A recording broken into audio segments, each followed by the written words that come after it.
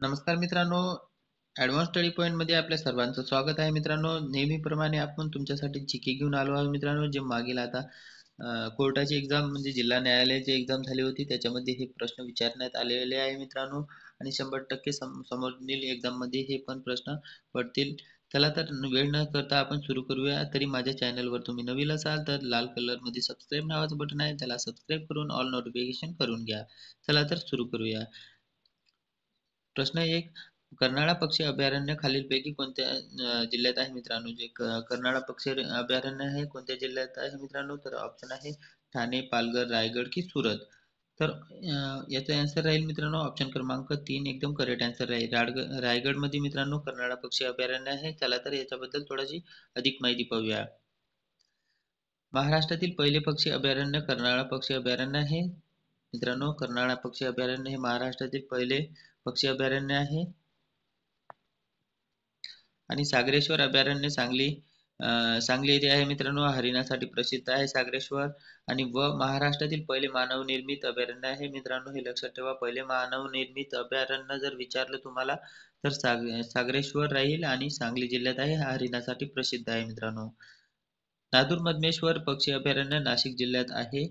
त्यालाच महाराष्ट्राचे भरतपूर म्हणतात. 2020 मध्ये रामसर तळामध्ये दर्जा देण्यात आले. मित्रांनो, नादूर मधमेश्वर हे पक्षीसाठी प्रसिद्ध आहे. आणि नाशिक जिल्ह्यात असून मित्रांनो भरतपूर, महाराष्ट्राचे भरतपूर म्हणतात याला. आणि 2020 मध्ये त्यांना रामसर तळामध्ये दर्जा देण्यात आलेला आहे.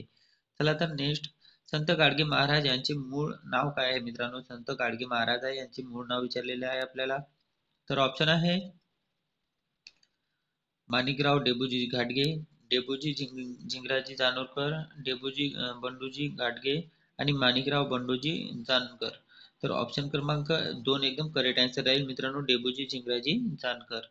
आणि चला यांच्याबद्दल वैयक्तिक माहिती पाहूया.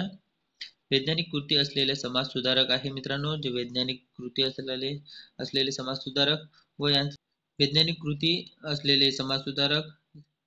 जन्म अमरावती, 23 फेब्रुवारी 1976. कीर्तनकार आणि शिक्षणाचे कार्य मित्रांनो त्यांनी केलेले आहे. चला वर नेक्स्ट पाहूया. रिझर्व्ह बँक ऑफ इंडियाची स्थापना मित्रांनो, रिझर्व्ह बँक ऑफ इंडियाची स्थापना विचारलेली आहे आपल्याला. तर ऑप्शन आहे 1950, 1947, 1949 की 1935. तर योग्य आन्सर राहील मित्रांनो ऑप्शन क्रमांक 4, 1935 मध्ये मित्रांनो रिझर्व्ह बँकेची स्थापना झाली. आणि 1950 मध्ये त्यांचे राष्ट्रीयकरण झालेले आहे मित्रांनो. त्याला अधिक माहिती पाहूया. रिझर्व्ह बँक ऑफ इंडिया यालाच आरबीआय म्हणतात मित्रांनो. रिझर्व्ह बँकेलाच आरबीआय म्हणतात. स्थापना 1 एप्रिल 1935 व स्थापनेच्या वेळेस मुख्यालय कलकत्ता होते मित्रांनो. स्थापनेच्या वेळेस 1935 मध्ये कलकत्ता होते. आणि 1937 पासून मुंबई करण्यात आले मित्रांनो. हे तुम्ही लक्षात ठेवा. आणि आरबीआयचे गव्हर्नर मित्रांनो, पहिले गव्हर्नर कोण आहे? तर आरबीआयचे पहिले गव्हर्नर आहे ऑर्सबोर्न. पाहिजे नव्हतं मित्रांनो, इथे ऑर्सबोर्न झालाय. तर ऑर्सबोर्न ऑर्कल स्मिथ हे पहिले गव्हर्नर आहे आणि सध्याचे शक्तिकांत दास आहे. आणि हे मित्रांनो आय एम पी क्वेश्चन्स आहे. 10 वेळा हे प्रश्न विचारले होते. आता कोर्टामध्ये पण विचारले होते. तर आरबीआयची स्थापना केव्हा झाली हे विचारले होते मित्रांनो. तर आन्सर राहील 1935. चला तर नेक्स्ट, पोलीस आयुक्त नवी मुंबई हे रिकामी जागा हे पद दर्जाचे आहे मित्रांनो. जो पोलीस आयुक्तालय मुंबई आहे, कोणते पद महत्वाचे आहे तिथे? तर पोलीस. चला ऑप्शन पाहूया. विशेष पोलीस महानिरीक्षक, पोलीस उपनिरीक्षक, पोलीस महासंचालक की अपर पोलीस महासंचालक. तर योग्य आन्सर राहील मित्रांनो याचं अप्पर पोलीस महासंचालक हे एकदम करेक्ट आन्सर राहील. आणि पोलीस महासंचालक हे मित्रांनो पोलीस खात्यातील सर्वोच्च पद आहे. चला याच्याबद्दल अधिक माहिती पाहूया. पोलीस आयुक्त हे पद अप्पर पोलीस महासंचालक दर्जाचे आहे. पोलीस महासंचालक हे महाराष्ट्राचे पोलीस दलातील सर्वोच्च पद आहे. पहा मित्रांनो, पोलीस महासंचालक हे महाराष्ट्रातील पोलीस दलातील सर्वोच्च पद आहे. आणि जिल्हा स्तरावर पोलीस अधीक्षक सर्वोच्च पद आहे मित्रांनो. आणि सध्याचे पोलीस महासंचालक हे रश्मी शुक्ला आहे. चला पुढील प्रश्न पाहूया. पुढीलपैकी समुद्रांची खोली मोजण्यासाठी कोणते एकक वापरतात मित्रांनो? समुद्रांची खोली मोजण्यासाठी कोणते एकक वापरतात? ऑप्शन आहे वर्णलेखन तंत्र, सोनार तंत्रज्ञान आणि निष्कर्षण तंत्रज्ञान, उपवर्तनांक मापी. तर ऑप्शन एकदम बरोबर आन्सर राहील मित्रांनो सोनार तंत्रज्ञान हे एकदम करेक्ट आन्सर राहील. चला तर याच्याबद्दल अधिक माहिती पाहूया. सोनारचे फुल फॉर्म मित्रांनो साऊंड नेव्हिगेशन अँड रनिंग आहे. आणि हिमनग हे बुडालेल्या जहाजांचे शोध लावण्यासाठी मित्रांनो हिमनग याला याचा वापर करते मित्रांनो. चला तर नेक्स्ट पाहूया. क्वेश्चन 6, दर्पण हे वर्तमानपत्र 1832 साली पाहिजे होतं. मुंबईत कोणी सुरू केले मित्रांनो? दर्पण हे 1832 मध्ये मुंबईत कोणी सुरू केले? तर ऑप्शन आहे लोकमान्य टिळक, महात्मा गांधी, डॉक्टर बी आर आंबेडकर की बालशास्त्री जांभेकर. तर एकदम बरोबर आन्सर राहील मित्रांनो ऑप्शन क्रमांक 4, बाळशास्त्री जांभेकर. चला याच्याबद्दल अधिक माहिती पाहूया. स्थापना 6 जानेवारी 1832 मुंबई येथे. तर मराठीतील पहिले वर्तमानपत्र आहे मित्रांनो. मराठीतील पहिले वर्तमानपत्र श्री बाळशास्त्री जांभेकर यांनी सुरू केले. आणि 1840ला दर्पण बंद पडल्याने त्यांनी दिग्दर्शन हे वृत्तपत्र सुरू केले मित्रांनो. हे मराठी दर्पण हे बंद पडल्यावर मित्रांनो दिग्दर्शन हे वृत्तपत्र त्यांनी सुरू केले. आणि थोडीशी अधिक माहिती जो प्रश्न विचारते मित्रांनो की दैनिक म्हणजे काय, साप्ताहिक म्हणजे काय. तर चला याच्याबद्दल मी एक्स्ट्रा माहिती तुमच्यासाठी. दैनिक दैनिक म्हणजे मित्रांनो दररोज प्रसिद्ध होणारे. दैनिक म्हणजे दररोज प्रसिद्ध होणारे. आणि साप्ताहिक 7 दिवसात प्रसिद्ध होणारे त्यालाच म्हणता हा हप्ता म्हणतो मित्रांनो आपण. मासिक महिन्यातून प्रसिद्ध होणारे आणि पाक्षिक 15 दिवसातून प्रसिद्ध होणारे. चला तर नेक्स्ट पाहूया. कृष्णा व पंचगंगा नद्यांचा संगम कुठे होतो मित्रांनो? कृष्णा आणि पंचगंगा नद्यांचे संगम कुठे होतो? तर ऑप्शन आहे कराड, पुणे, माहुली की नरसोबाची वाडी. तर ऑप्शन 4 एकदम करेक्ट आन्सर राहील मित्रांनो. नरसोबाची वाडी येथे कृष्णा व पंचगंगांचा संगम होतो. पंचगंगा म्हणजे मित्रांनो 5 नद्यांचं मिळून एक नदी तयार होते त्यालाच पंचगंगा. आणि कोल्हापूर येथे मित्रांनो कोल्हापूर येथे पंचगंगा नदीचे मित्रांनो उगम आहे. चला नेक्स्ट. सालेर किल्ला कोणत्या जिल्ह्यात आहे? सालेर किल्ला कोणत्या जिल्ह्यात आहे मित्रांनो? तर सालेर किल्ला हे ऑप्शन आहे नाशिक, पुणे, अहमदनगर, कोल्हापूर. तर नाशिक हे एकदम करेक्ट आन्सर राहील मित्रांनो. आणि त्याला एक्स्ट्रा माहिती पाहूया. सालेर किल्ला हे नाशिक जिल्ह्यात असून नाशिक जिल्ह्यात अंकाई, टंकाई, ब्रह्मगिरी इत्यादी किल्ले आहे मित्रांनो. आणि जंजिरा, कासा, प्रबळगड, चोल, सुधागड इत्यादी किल्ले रायगड जिल्ह्यात आहे मित्रांनो. सज्जनगड, वसंतगड सातारा मध्ये आढळते मित्रांनो. सज्जनगड आणि वसंतगड हे किल्ले सातारामध्ये आढळते. चला नेक्स्ट. 9, या रिकामी जागा विकारात शरीरातील साखरेचे प्रमाण नियंत्रण राहत नाही. कोणता आहे विकार मित्रांनो जे साखरेचे प्रमाण नियंत्रित राहत नाही? तर ऑप्शन आहे थॅलेसिमिया, मधुमेह, संधिवात की उच्च रक्तदाब. तर ऑप्शन क्रमांक 2 एकदम करेक्ट राहील मित्रांनो. मधुमेह त्यांच्यात. आणि मधुमेहावर उपचारासाठी मित्रांनो इन्शुलिनचा वापर केला जातो. आणि हा साधूपिंडाला होत असतो मित्रांनो. मधुमेह हे साधूपिंडाला होत असतो. तुम्हाला प्रश्न येते मधुमेह हा रोग निवारण करण्यासाठी कोणते लस वापरतात? त्याला इन्सुलिन म्हणतात मित्रांनो. आणि साधूपिंडाला होते. ठीक आहे. आणि अधिक माहिती पाहूया मित्रांनो. मधुमेह हे साखरेचे प्रमाण सारखे राहत नाही. इन्शुलिनच्या कमतरतेमुळे हा रोग होतो मित्रांनो. पहा आपण आता सांगितलं इन्शुलिनच्या कमतरतेमुळे हा रोग होतो. आणि हा रोग साधूपिंडाला होते. आणि 14 नोव्हेंबर हा जगातील जागतिक मधुमेह दिन म्हणून साजरा केले जाते मित्रांनो. हे IMP क्वेश्चन्स आहे, याला तुम्ही पाठच करून घ्या. चला तर नेक्स्ट. फ्लेमिंगो हे अभयारण्य खालीलपैकी कोणत्या ठिकाणी आहे मित्रांनो? फ्लेमिंगो हे IMP प्रश्न आहे, तुम्ही लक्षात ठेवा. तेरेखोल खाडीला आहे की ठाणे खाडी की भरतपूर की लातूर. तर योग्य आन्सर राहील मित्रांनो ठाणे खाडी मध्ये मित्रांनो फ्लेमिंगो अभयारण्य आहे. चला थोडा एक्स्ट्रा माहिती पाहूया.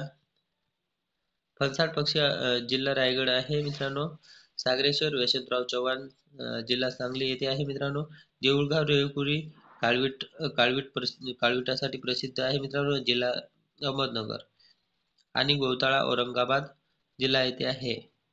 औरंगाबाद या जिल्ह्यालाच मित्रांनो संभाजीनगर हे नाव देण्यात आलेले आहे. हे प्रश्न येऊ शकते मित्रांनो.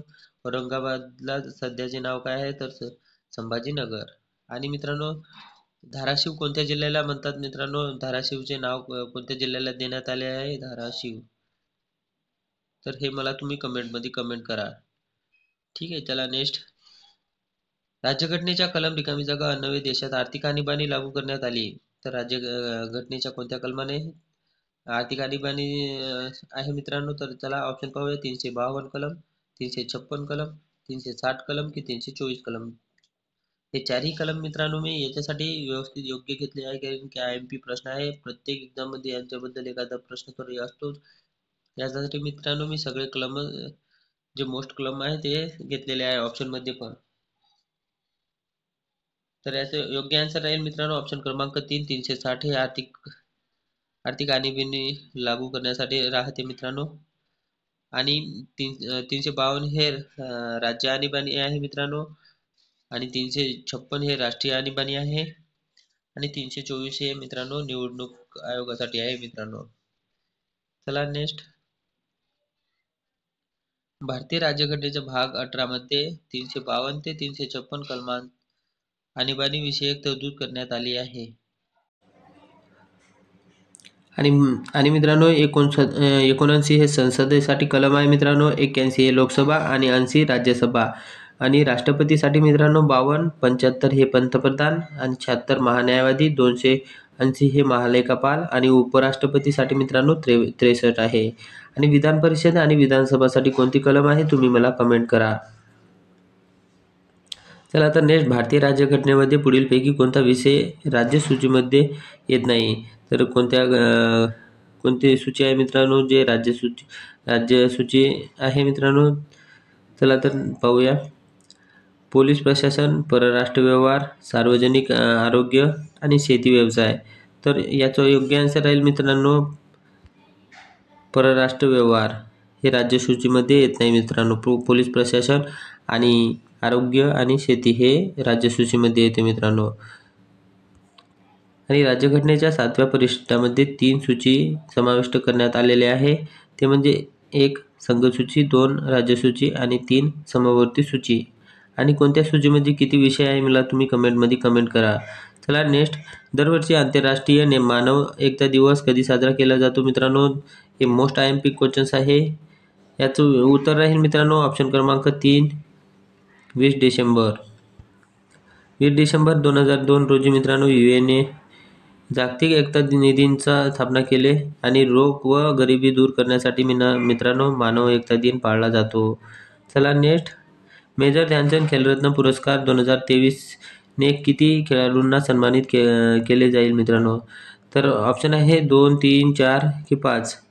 तर याचं योग्य आन्सर राहील मित्रांनो ऑप्शन क्रमांक 1, 2. 2 खेळाडूंना मित्रांनो मेजर ध्यानचंद खेलरत्न पुरस्कार देण्यात आले आहे. हे पुरस्कार मित्रांनो दर 4 वर्षातून मित्रांनो ज्यांची कामगिरी चांगली राहील खेळामध्ये यांना देत असते. आणि 9 जानेवारी 2024 राष्ट्रपती हस्ते मित्रांनो राष्ट्रपती भवनमध्ये मित्रांनो हे देण्यात आले.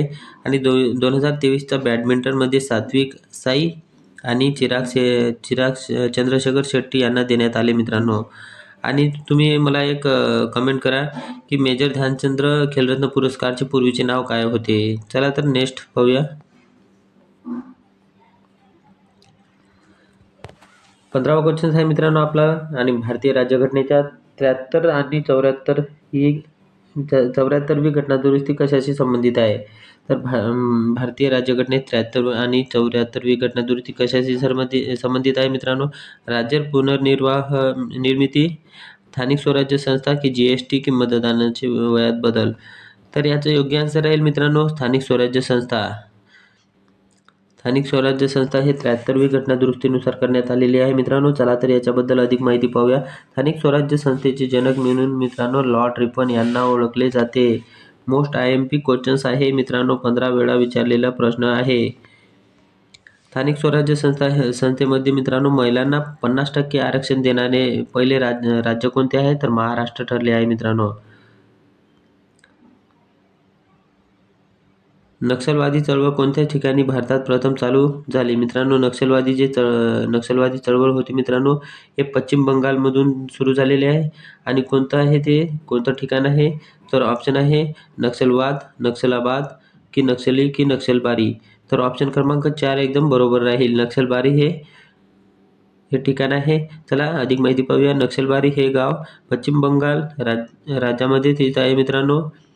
आणि तिथून मित्रांनो हे नक्षलवादी सुरू झालेले आहे. नक्षलवादी संघटना स्थापना सर्वप्रथम 1960 दशकात झाली. चला नेक्स्ट, पानिपत एकूण किती युद्ध झालेले आहे मित्रांनो? ऑप्शन आहे 5, 3, 2, 4. तर पानिपतचे एकूण 3 युद्ध झालेले आहे मित्रांनो. ऑप्शन क्रमांक 2 एकदम करेक्ट आन्सर राहील. आणि कोणामध्ये युद्ध झालेले आहे तुम्ही कमेंट करा. याच्याबद्दल अधिक माहिती, पानिपतचे एकूण 3 युद्ध झाले असून पहिले युद्ध 1526 मध्ये झाले आहे, दुसरे युद्ध 1556 मध्ये झाले आहे आणि तिसरे युद्ध 1861 मध्ये झाले आहे. मित्रांनो आपण प्रश्न वाचतो तेव्हा आपल्याला वाटते की 3 युद्ध केव्हा झाले असेल असे आपल्याला विचार येतो मित्रांनो. याच्यासाठी मी पूर्णपणे स्पष्टीकरण सहित मी तुमच्यासाठी प्रश्नांची उत्तर घेऊन येत असतो. तरी माझ्या चॅनलवर तुम्ही नवीन असाल तर सबस्क्राईब करून घ्या आणि प्रश्नांची क्वालिटी तुम्हाला आवडत असेल तर एक लाईक आणि सबस्क्राईब करा मित्रांनो आणि तुमच्या मित्रांमध्ये शेअर करा. चला नेक्स्ट पाहूया. जातक कथा कोणत्या धर्माची प्रसिद्ध आहे निगडीत आहे मित्रांनो? हे IMP क्वेश्चन्स आहे. आताच जिल्हा न्यायालयामध्ये विचारलेला प्रश्न आहे. जैन धर्म, ख्रिस्त धर्म, पारसी धर्म की बौद्ध धर्म? तर जातक कथा मित्रांनो ऑप्शन क्रमांक 4 एकदम करेक्ट राहील. बौद्ध धर्मामध्ये मित्रांनो जातक कथा निगडी आहे. महात्मा गांधी यांची समाधी स्थळाला काय म्हणतात मित्रांनो? महात्मा गांधी यांची समाधी स्थळाला काय म्हणतात? वीरघाट म्हणतात की राजघाट म्हणतात की विजयघाट म्हणतात की शक्तीस्थळ म्हणतात मित्रांनो? शक्तीस्थळ मित्रांनो हे इंदिरा गांधीसाठी आहे. विजयघाट हे चौधरी चरण सिंगसाठी आहे मित्रांनो. आणि राजघाट हे आपलं महात्मा गांधीजींसाठी आहे. ऑप्शन क्रमांक 2 बरोबर राहील. वीरघाट कशासाठी आहे मित्रांनो? वीरभूमी कोणत्या समाजस्थळांशी संबंधित आहे हे तुम्ही मला कमेंट करा. नेक्स्ट, सरहद गांधी म्हणून कोणास ओळखले जाते मित्रांनो? हा पण प्रश्न जिल्हा न्यायालयाला विचारलेला प्रश्न आहे. तर ऑप्शन आहे मोहनदास करमचंद गांधी, खान अब्दुल गफ्फार खान, लोकमान्य टिळक, सरदार वल्लभभाई पटेल. तर ऑप्शन आहे मित्रांनो ऑप्शन क्रमांक 2 एकदम बरोबर राहील. खान अब्दुल गफ्फार खान यांनाच सरहद गांधी म्हणून ओळखले जाते. मोस्ट IMP क्वेश्चन्स आहे, याला तुम्ही लक्षातच ठेवा. तरी मित्रांनो अशा प्रकारे आपले IMP क्वेश्चन झाले आहे जे पुढील एक्झाममध्ये तुम्हाला खूप फायदा होईल. तरी माझ्या चॅनलवर नवीन असाल तर सबस्क्राईब करायला विसरू नका. धन्यवाद.